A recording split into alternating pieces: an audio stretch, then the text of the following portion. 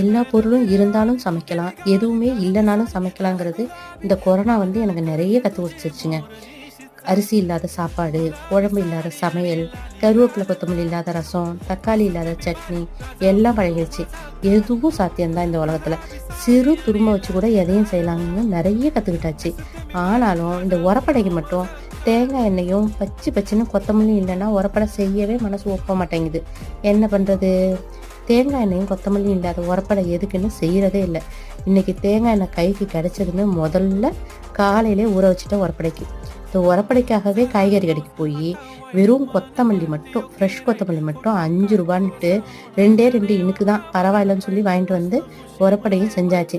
ஆனாலும் இத்தனை நாளை விட இன்னைக்கு உரப்படை செம்ம டேஸ்ட்டு. ஒருவேளை ஃப்ரெஷ்ஷாக இப்போ ரெடி பண்ண எண்ணெயான்னு தெரியல, சூப்பராக இருந்தது.